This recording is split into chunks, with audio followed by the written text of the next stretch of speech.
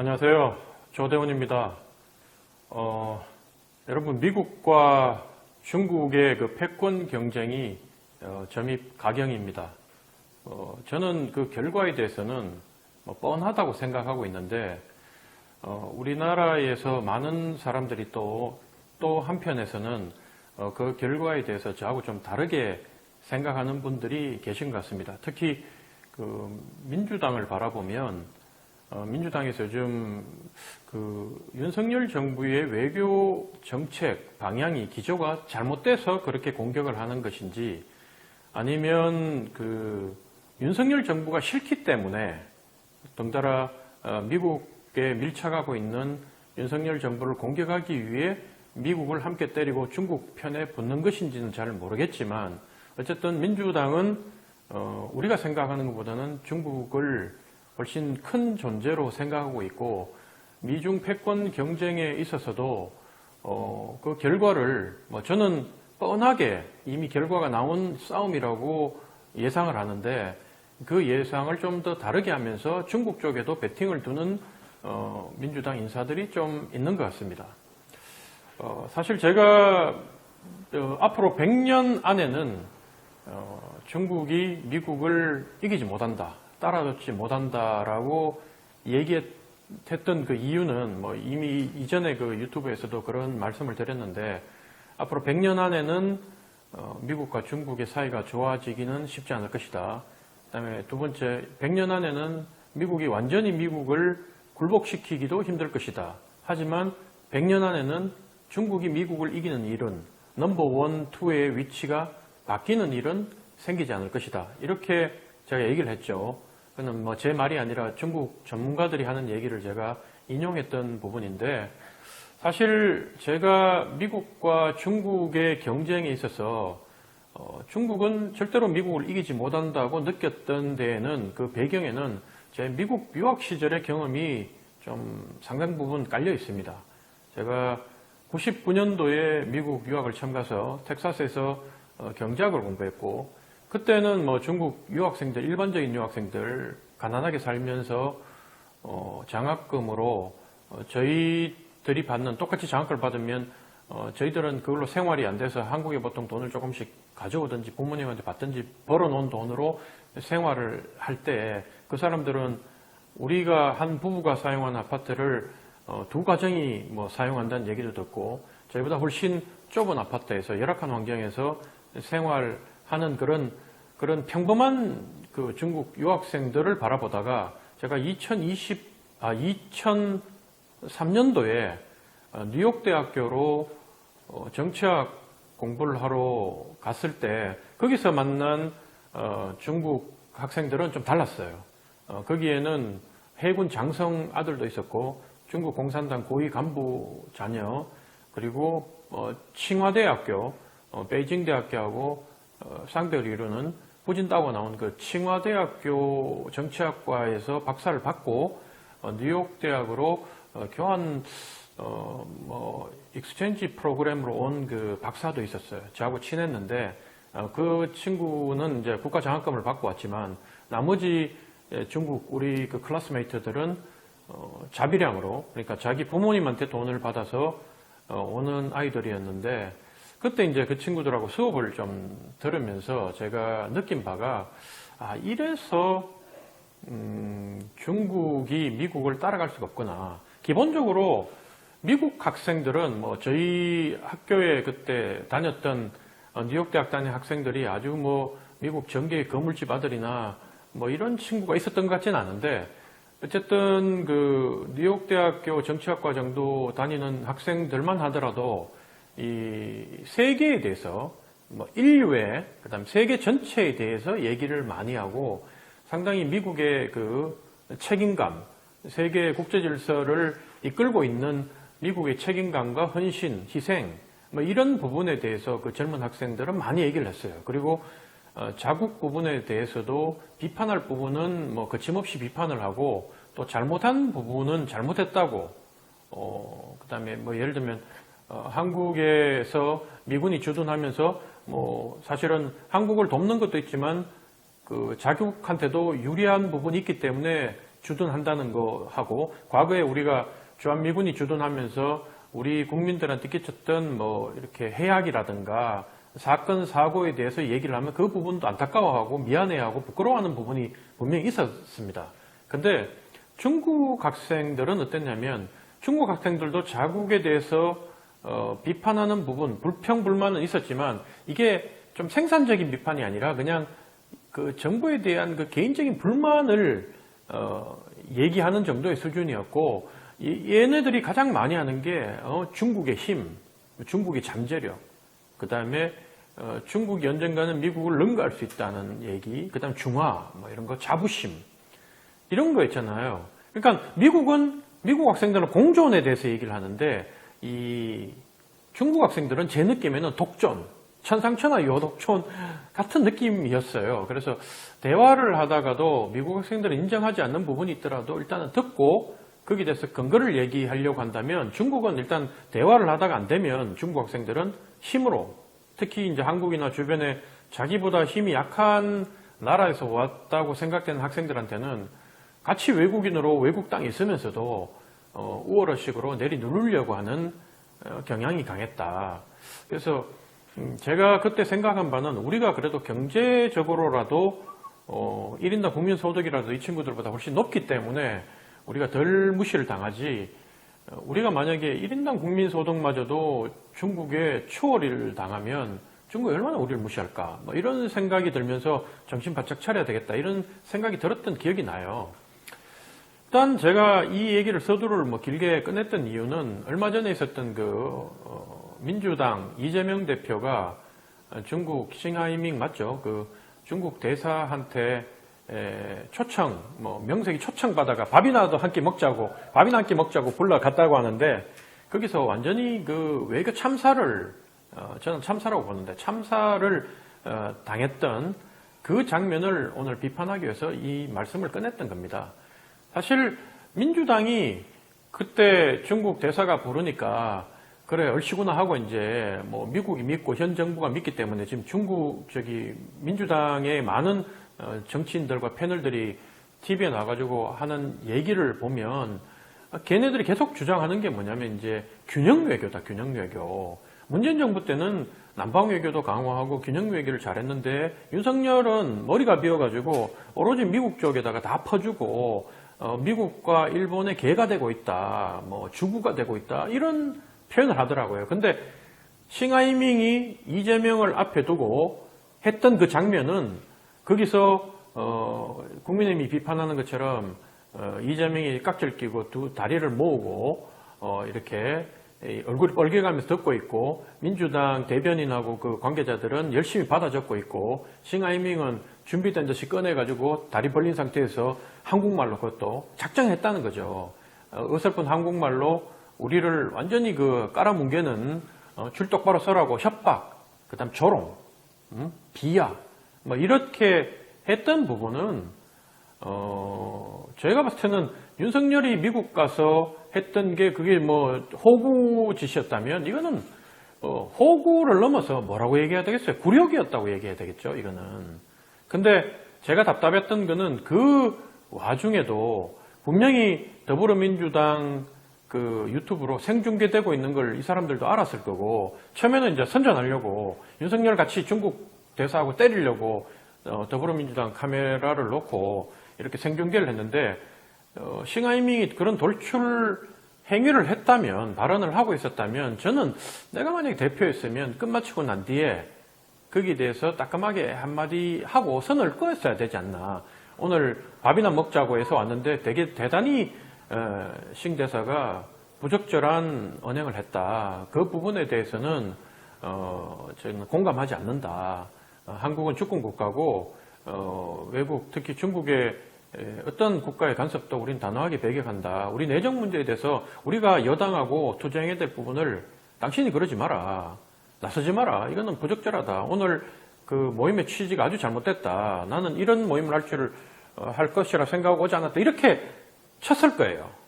생중계하고 있었으니까. 그렇게 했다면 이재명에 대해서 또 평가가 달라졌겠죠. 근데 이재명이 그런 그러니까 상황에 대해서 어떤 이 정치적 의미를 가지고 있고 파장이 있을지를 만약에 판단을 못했다면 정말 어리석은 자고, 만약에 그걸 알고도 그렇게 얘기하지 못했다면 용기가 없었던지, 아니면 당리당략 때문에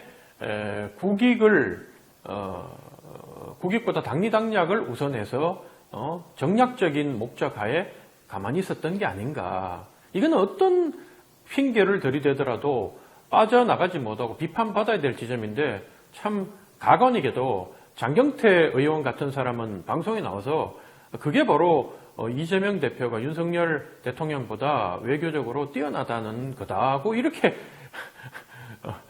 진짜 들으면서 너무 허탈하던데, 그런 얘기를 하고 있고, 거기에 대해서 민주당 극렬 지지층들은 지지하고 환호하는 모습이, 윤석열 정권이 정부를 이끌 능력이 부족하고 너무나 많이 국민들을 실망시키고 국익에 해를 끼쳐서 심판을 받아야 된다고 하면, 윤석열 정권 이후에 현재의 이재명 대표와 민주당의 장경태 의원 같은 이런 사람들이 집권 세력이 돼서 나라를 이끄는 게, 그러면 그게 최선인가? 저는 너무 암울하더라고요. 그 미국이 보통 민주당과 공화당이 서로 나눠서, 참 거기도 많이 싸워요. 자, 길거리에서 민주당 당원과 미국의 민주당 당원과 공화당 당원이 서로 간에 shame on you 그러고 막 이렇게, 부시 때 당시에 제가 미국에 있었기 때문에 나이 노는 이후에 제 외국인 학생인 제 앞에서 이 민주당 지지자와 공화당 지지자가 서로 간에 삿대질을 하면서 언성 높이고 싸우는 것도 저는 봤거든요. 봤는데, 그렇지만 미국 공화당 지지자든 민주당 지지자든 중국에 대해서 강경한, 중국이 현재 이 민주주의 국가의 잣대로 바라봤을 때는 정상 국가가 아니고, 그 다음에 현재 중국 내에서 일어나고 있는 각종 인권 침해 행동이나 소수민족 탄압이라든가 정치범에 대한 탄압이라든가 이런 부분들에 대해서는 단호하게 대처해야 된다는 것은 미국 민주당이나 공화당이나 이렇게 일관되게 힘을 합쳐서 한 목소리로 이렇게 나오는데, 우리나라 같은 경우에는 국익보다는 오롯이 반대를 위한 반대, 국민의힘도 과거에 저는 그랬다고 보고, 현재 이제 이 상황만 놓고 보면 민주당도 전형적인 이번 사태는 반대를 위해서 하다가 완전히 능구렁이 같은 중국한테 한수 당했다. 여러분 잘 아시겠지만 중국이 얼마나 우리를 무시하느냐면, 중국은 이 공산주의 국가들 특징이지만 이 어전 서열을 되게 중시하잖아요. 서열을 되게 중시하는데, 우리나라 서열은 북한보다 서열이 낮아요. 그렇기 때문에 대표적으로 북한에는 대사를 부부장급, 우리로 따지면 차관급을 보낸다면, 한국에는 이제 국장급, 싱하이밍 대사도 사실은 부국장 찍고 그 다음에 몽골 대사 갔다가 그 다음에 한국 대사로 부임을 받았죠.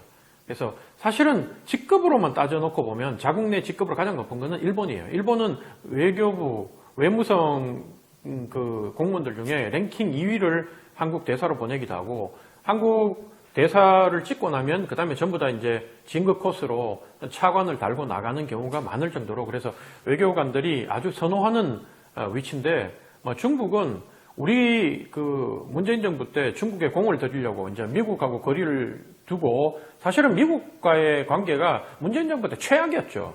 제가 좌파 방송 가서는 도저히 그 사람들이 난리칠 것 같아 얘기를 안 해서 그렇지, 한미 관계는 문재인 정부 때나 과거 어느 때 비교해 봤을 때 현재 한미 관계는 가장 좋다. 그게 이제 윤석열의 능력 부분보다도 사실 국제 정세가 지금 그렇게 흘러가고 우리가 중국과의 관계를 좀 희생한 부분이 있지만, 문재인 정부 때는 미국이 노골적으로 한국 정부에 대해서 불만을 내세울 정도로 사실은 한미 관계가 상당히 안 좋았고, 그러니까 이제 우리 대통령 가장 측근이었던 대통령 비서실장이었던 노영민이라든가 정책실장이었던 장하성 같은 급을 장관급 이상 되는 사람을 주중 대사로 보냈지만, 여전히 중국은 부국장급, 국장급을 우리 대사로 보내면서 우리나라를 홀대했잖아요. 그리고 싱하이밍 지금 하는 거 보면 얼마 전에도 우리 기자들이 우리가 중국을 방문했으면 중국도 답방을 해야 되는 거 아니냐. 뭐 이렇게 얘기를 하면 싱하밍이 그때 기자들한테 짜증내면서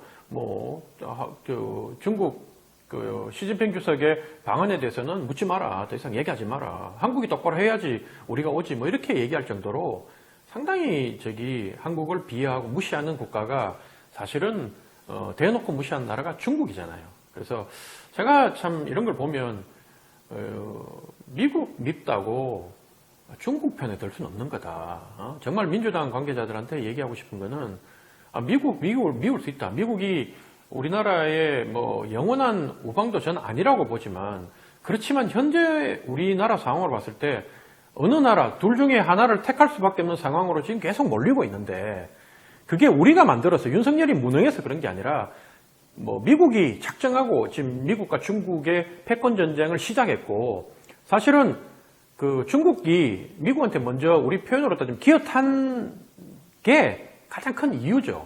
사실 97년도에 덩샤오핑이 유언을 하면서 두 가지를 얘기하는데 첫 번째가 앞으로 100년 동안은 미국에 도전하지 마라. 미국이 심기를 거스르지 마라. 이게 첫 번째로 얘기했고 두 번째 도강양해해라. 뭐 여러분 많이 들어보셨지 않습니까? 우리가 어두운 곳에서 칼집에 칼을 숨기고 실력을 키워가지고 때를 기다려라. 이렇게 얘기했는데 그걸 장쩌민이라든가 아니면 후진타오는 잘 지켰는데 그 시진핑이 돌아서 사실은 이걸 다 깨어버렸죠. 시진핑이를 깬 데는 또 미국 책임도 좀 있는 게 2008년도에 서브프라임 모기지 론이 터지면서 그 위기가 터지면서 미국 경제가 완전히 세계 경제를 휘청하게 만들고 미국 경제도 나락으로 떨어지는 걸 보고 시진핑이 당시에 이제 주석되기 전이었는데 미국 저것도 별거 아니구나. 과거에 소련이나 일본, 심지어 일본이 느꼈던 거, 우리가 조금만 더 하면 미국을 따라잡을 수 있다고 얘기했던 것처럼 그렇게 예상을 하고 또 이렇게 은행을 했던 것처럼 중국은 그때 일본보다 더 큰 나라다 보니까 때가 2097년까지 기다리는 게 아니라 지금이 때다고 미국한테 도전하기 시작했고 그 다음에 사실은 이 가장 큰 영향은 중국은 집권을 하면 딱 5년 두 번 하고 물러나는 게 관례였는데 이걸 시진핑이 깨서 이제 황제가 됐죠. 2023년도에 원래 집권 3기가 시작됐는데 자기 이제 그동안 후진타오나 장쩌민 계열에 있는 사람들 다 쳐내고 완전 친위 부대로 깔아가지고 중국을 이끌고 가려고 하다 보니까 어쨌든 내부 결속용으로라도 미국하고 끊임없이 다투어서 물러설 수 없는 그런 국내 정치적 상황도 있다 보니까 시진핑이 무리수를 써서 지금 미국한테 도전을 하고 미국도 더 이상 이렇게 놨다가는 정말로 자유무역, 미국이 짠 질서가 자유무역 아닙니까? 미국이 전 세계 바다를 지키고 있는 가운데서 누구도 자유롭게 한국는 이거 생산 잘하면 이걸로 중국에도 팔아먹고 여기도 팔아먹고 그 다음에 일본은 팔아먹어라 그러고 미국이 한 해 수조 달러의 무역 적자를 봐가면서도 미국이 짜놓은 질서대로 이끌려고 했는데 그걸 이제 중국이 해상 패권에 도전하고 도련선을 만들어가지고 중국이 이제 태평양으로 진출하려고 하다 보니까 이제 그때부터 미국이 위기의식을 느꼈던 거죠. 반도체 전쟁도 마찬가지.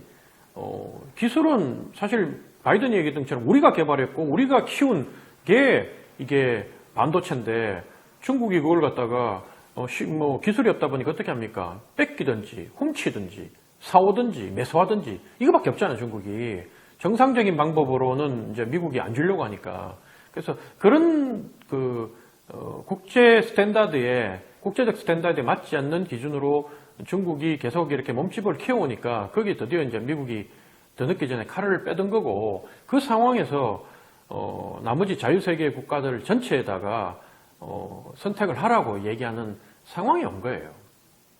사실은 중국 같은 경우에는 과거부터 공산권 국가들이 다 그랬지만 자력갱생이라고 얘기해요. 자력갱생 경제를 걔들의 공산당 지침 중에 아주 중요한 지침이고 사실 중국 같은 경우에 우리가 이제 민주당이 얘기하기를 윤석열 정부 때문에 수출이 줄고 대중 무역 적자가 오고 우리가 이렇게 마이너스 경제가 어려움을 겪는다는데 그렇지 않아요.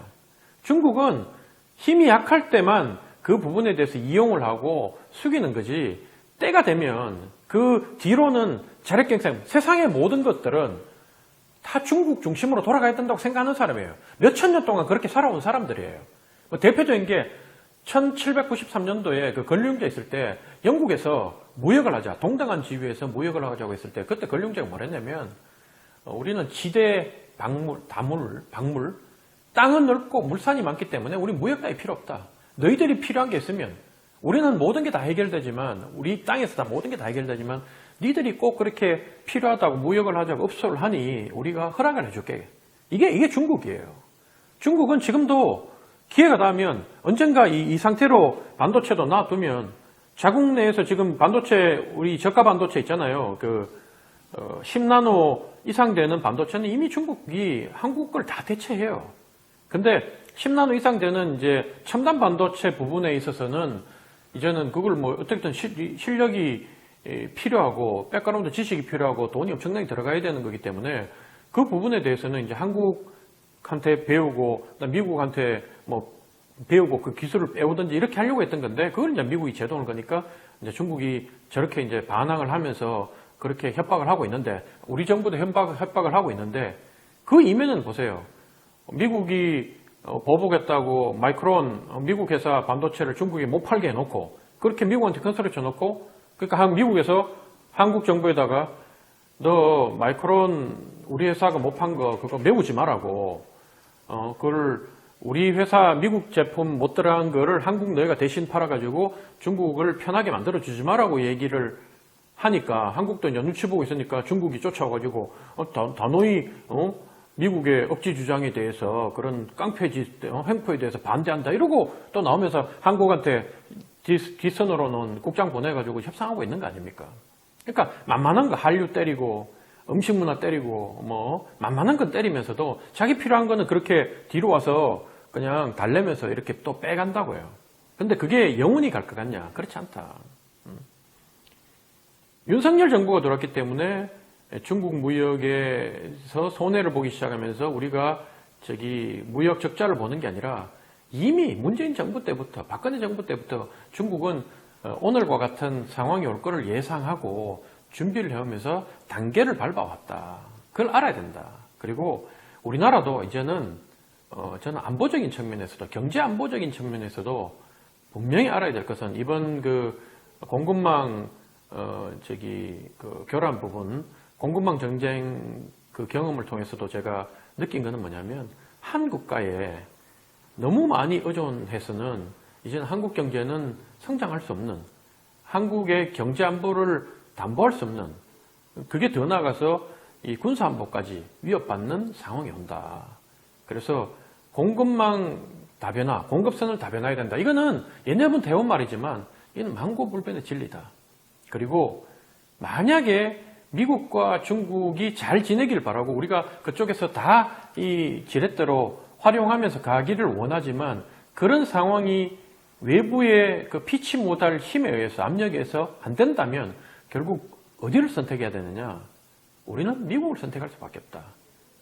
뭐 이유는 다 아시잖아요. 미국을 선택하는 게 공급망에 만약에 한 나라가 강대국이 미국이나 중국 중에 한 나라가 횡포를 부린다고 했을 때 우리가 미국의 공급망을 깔아놨을 때 미국이 횡포를 부릴 가능성과 중국의 공급망을 다 깔아놨는데 중국이 횡포를 부릴 가능성을 따져보면 미국이 훨씬 적다. 중국은 언제든지 몰수하고 빼떨고 할 수 있는 나라지만 미국은 그 정도는 아니다.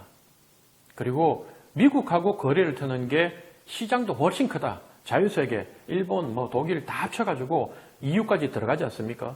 그러면 중국 한 나라와 미국 한 나라만 볼 것이 아니라 중국 뒤에 있는 그 세력과 미국 뒤에 있는 세력을 놓고 봤을 때 우리 국익에는 미국하고 결국 그 EU 자유 진영에 있는 세력하고 가는 게 맞다. 저는 그런 생각이 들어요. 그래서 다른 중국하고 미국 패권에 대해서는 더 할 얘기가 많지만 한 번에 다 얘기할 수는 없고 다음 기회에 다시 한 번 더 말씀드리고요. 오늘은 여기까지 하는 걸로 마치겠습니다. 예, 경청해 주셔서 고맙습니다.